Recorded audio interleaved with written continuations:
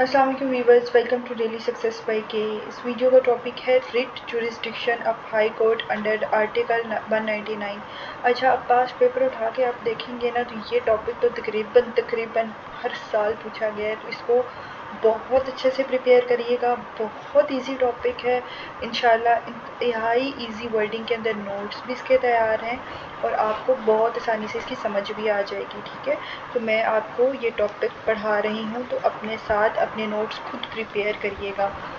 और अगर ये वाले नोट्स चाहिए होंगे तो ये पेड हैं, उसके लिए आपको मैं लिंक डिस्क्रिप्शन बॉक्स में नंबर का दे दूँगी। आप वहाँ पे डेली सक्सेस बाय के से कॉन्टैक्ट करके जो है वो आप नोट्स ख़रीद सकते हो।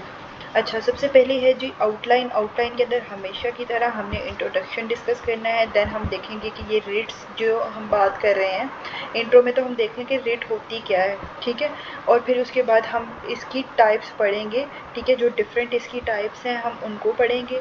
फिर उसके बाद हम देखेंगे कि डिफरेंट सूबों के अंदर, जैसे पंजाब के अंदर और वर्ड यूज़ किया जाता है, सिंध के अंदर और वर्ड यूज़ किया जाता है, इस्लामाबाद के अंदर और, तो वो जो टर्मिनोलॉजी वेरिएशंस है अक्रॉस द डिफरेंट प्रोविंसेस हम उसको डिस्कस करेंगे।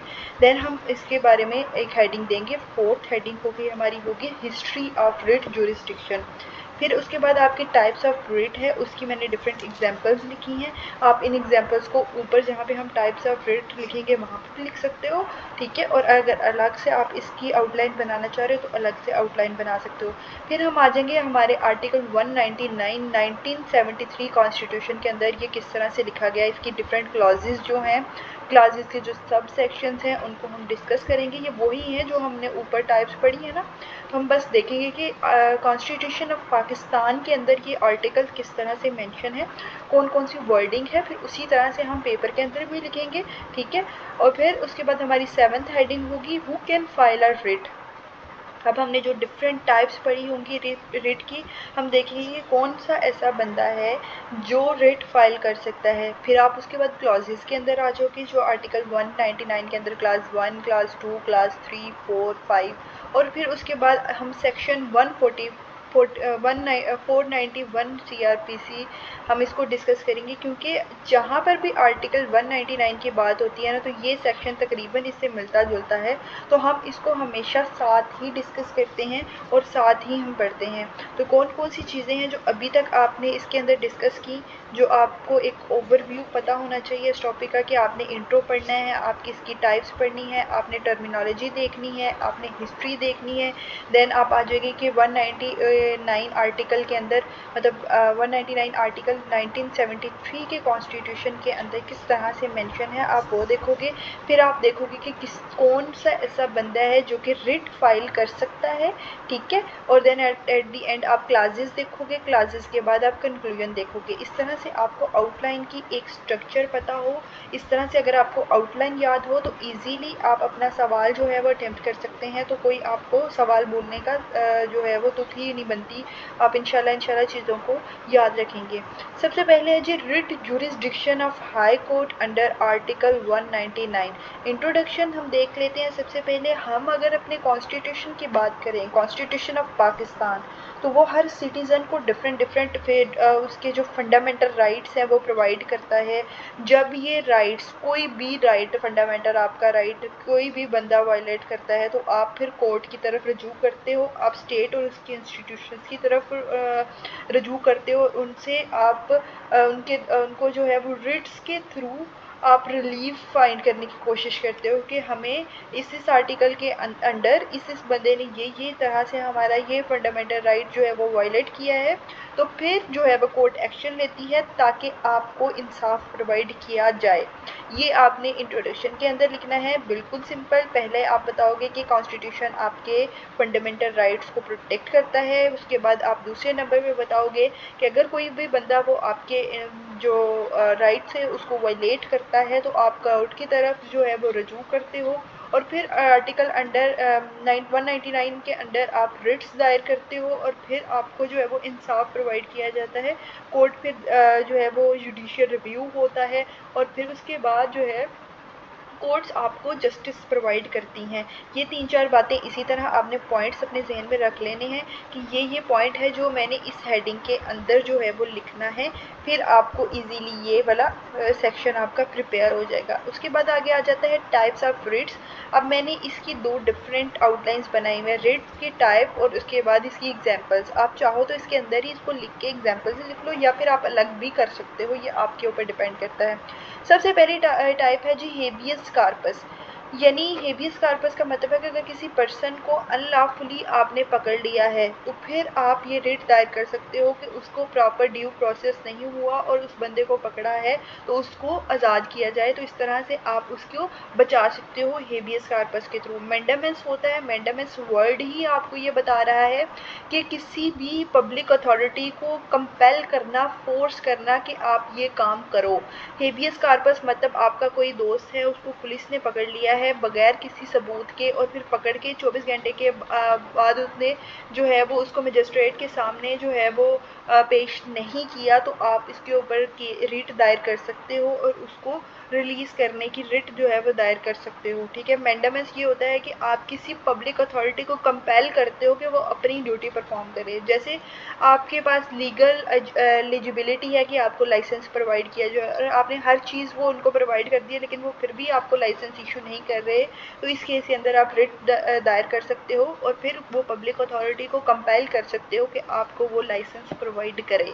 हेबियस कार्पस हो गया, मैंडामस हो गया, सर्चराई। इसका मतलब ये होता है कि कोई एक ऐसा लॉफुल एक ऐसा काम, जो ऐसा लीगल ऑर्डर जो कोर्ट ने पास किया था, लोअर कोर्ट ने पास किया था, लेकिन वो इलीगल है, वो प्रॉपर नहीं है, तो आप उससे ख़त्म करा सकते हो। सर्चराई वो होता है, प्रोहिबिशन होता है कि आप किसी प्रोसीडिंग्स को रोक सकते हो। जैसे कि आप किसी बंदे को रोक सकते हो, कोई आपका फंडामेंटल राइट जो है वो ख़राब कर रहा है या उसको आके वायलेट कर रहा है, तो आप रिट दायर कर सकते हो। तो कोर्ट आर्डर करेगा कि इसको जो है वो इस लिहाज से सेफ्टी दी जाए और ये बंदा इसका ये पर्टिकुलर काम नहीं कर सकता है। क्यू वारंटो होता है कि आपके पास फॉर एग्जांपल कोई बंदा आया है और उसने कहा कि मुझे ये कोर्ट की तरफ से ऑर्डर है कि आपकी ये जो बिल्डिंग है ये गिरानी है। तो आप उससे सबसे पहले ये पूछोगे ना कि आपकी अथॉरिटी क्या है, आप हमें जो है वो लीगल जो भी अथॉरिटी है उसका प्रूफ दें। तो ये क्यू वारंटर होता है कि to question the legal authority of a person holding a public office. ठीक है, ये इसकी टाइप थी। दोबारा से इनको देख लीजिए, रिवाइज कर लीजिए, मैं रिवाइज करा देती हूँ इसको। हेबियस कार्पस जो है किसी बंदे को जो है वो अनलॉफुली डिटेन किया हुआ, तो आप उससे आज़ाद कराओगे। मैंडामेंस आपको कहेगा कि आप कंपेल करोगे किसी पब्लिक अथॉरिटी को कि वो अपनी लीगल ड्यूटी जो है वो परफॉर्म करे। सर्चराई जो है ये आपको बताएगा कि आपके जो लीगल ऑर्डर्स हैं लोअर कोर्ट ने उसको ख़त्म करेगा।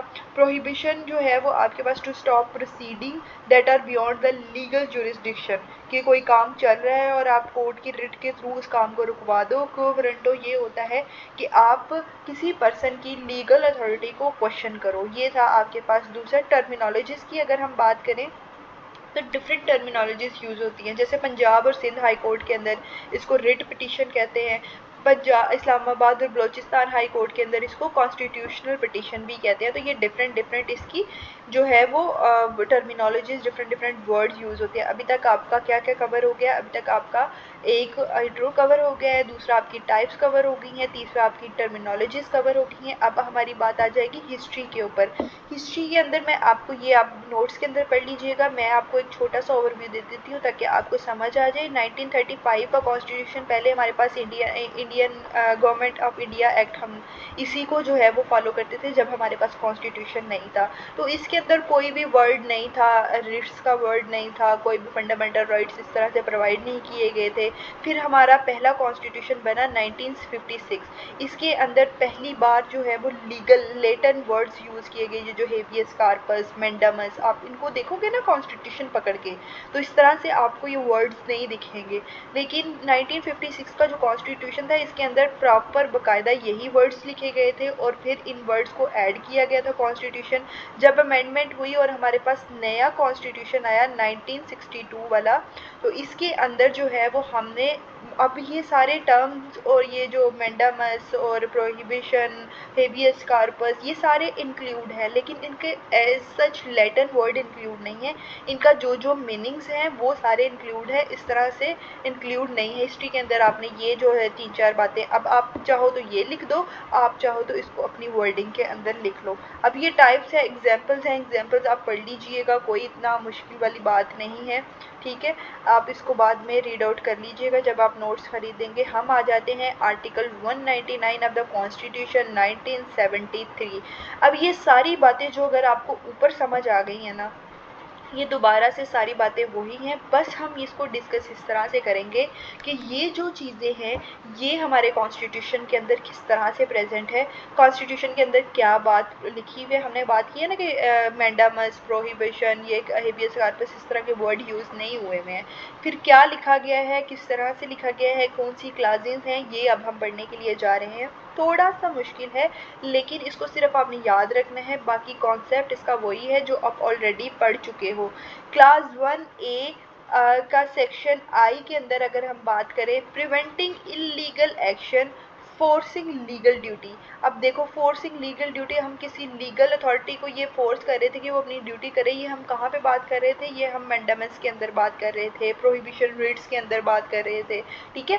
हाई कोर्ट में direct a person performing function in connection with affairs of the federation, मतलब वो फेडरेशन से हो सकता है, प्रोविंस या फिर लोकल अथॉरिटी से हो सकता है, तो उसको या तो रोक सकते हैं कि वो जो काम कर रहा है वो अनलॉफुल है, या फिर उसको हम फोर्स कर सकते हैं कि ये तुम्हारी लीगल ड्यूटी है, इसको परफॉर्म करो, ठीक है। ये क्लास 1A आई था। अब क्लास 1A का 2 वाला सेक्शन जो है उसके अंदर है declaring acts without authority as void. अब ये जो है वो हमने देखा था, सर्टिफिकेट ऑफ अथॉरिटी भी, इनवैलिडिटी भी, या सर्टिफिकेट ऑफ एक्शन भी इसको बोला जाता है।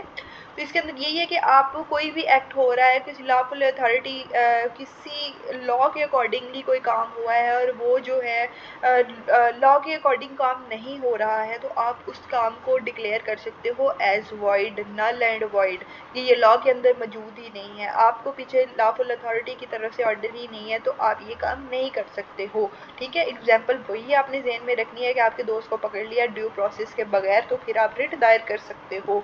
उसके बाद आपके पास आ गई है जी क्लास 1BI।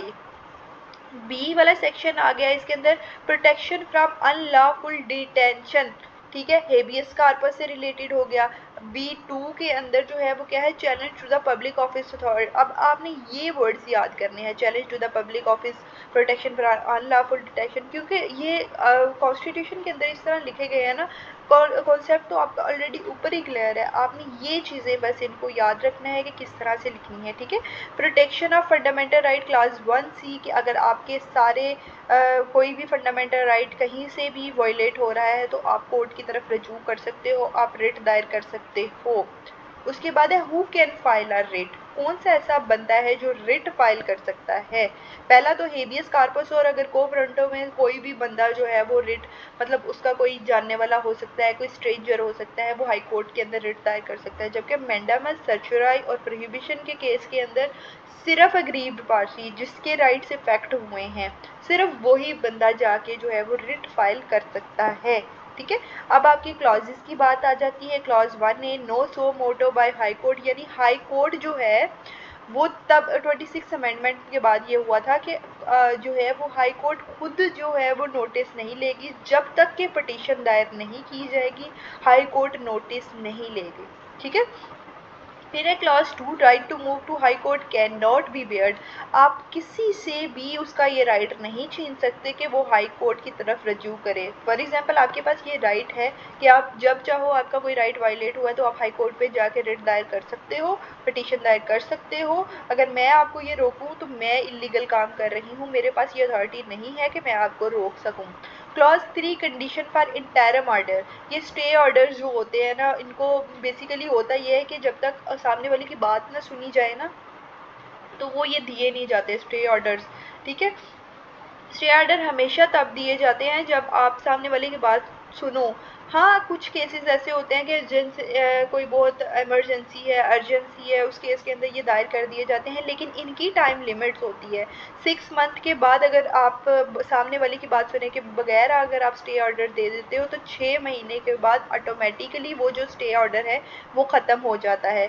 क्लास 4A की अगर हम क्लास 4A के अंदर इसके अंदर बात है, क्लास 5 के अंदर की डेफिनेशन दी गई है कि पर्सन आपका इंडिविजुअल पर्सन भी हो सकता है, पर्सन आपकी गवर्नमेंट बॉडीज़ भी हो सकती हैं, पर्सन आपकी स्टेचुरी कॉरपोरेशंस भी हो सकती हैं, ठीक है। प्रिस्क्राइब्ड लॉ ऑफिसर्स जैसे एडवोकेट जनरल, प्रोविंस के अंदर अगर हम बात करें तो एडवोकेट जनरल होता है, ठीक है। Other official authorities by law होती हैं, डिफरेंट जो स्टेट को रिप्रेजेंट करने के लिए होता है। अब जब आर्टिकल 199 की बात होती है तो फिर इसके साथ section 491 criminal procedure code CRPC का सेक्शन 491 भी साथ ही डिस्कस होता है। ये है डिफरेंट है, लेकिन 199 के बिल्कुल कॉम्प्लीमेंट्री है। Allow high court to issue order related to custody या फिर इलीगल डिटेंशन के रिलेटेड हाई कोर्ट को ये अलो किया जाता है कि आप ऑर्डर अपने इशू कर सकते हो।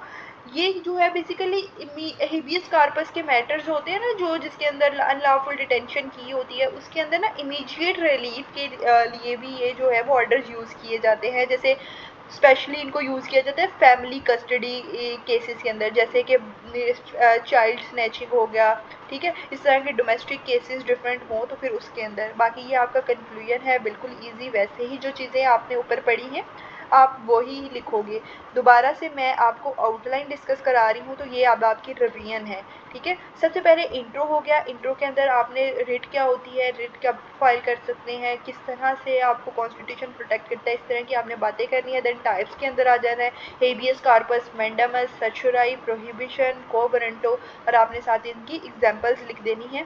देन आपने टर्मिनोलॉजीज बतानी है कि डिफरेंट यूज़ होती है, कहीं रिट पिटिशन हो रहा है, कहीं कॉन्स्टिट्यूशन पिटिशन हो रहा है, कहाँ कहाँ ये यूज़ हो रहा है आपको पता होना चाहिए। फिर हिस्ट्री ऑफ रिट जुरिसडिक्शन आपने बताना है, 1935 गवर्नमेंट ऑफ इंडिया एक्ट बताना है, 56 का, और 62 का कॉन्स्टिट्यूशन आपने बताना है। देन आपने एग्जाम्पल्स उसके साथ ही ऐड कर लीजिएगा। फिर उसके बाद आपका आर्टिकल 199 ऑफ द 1972 कॉन्स्टिट्यूशन जो है, इसके डिफरेंट क्लाजेज जो है, क्लास की डिफरेंट सब टाइप्स हैं, आपने वो लिखनी है। फिर आपने हेडिंग देनी है कौन रिट फाइल कर सकता है, फिर आप डिफरेंट क्लॉजेस लिखोगे, और फिर आप CRPC का जो सेक्शन है 491 आप ज़रूर ऐड करोगे, क्योंकि ये इसके कॉम्प्लीमेंट्री चीज़ चल रही होती है। आई होप आपको समझ आई हो कि टॉपिक बहुत ईजी है।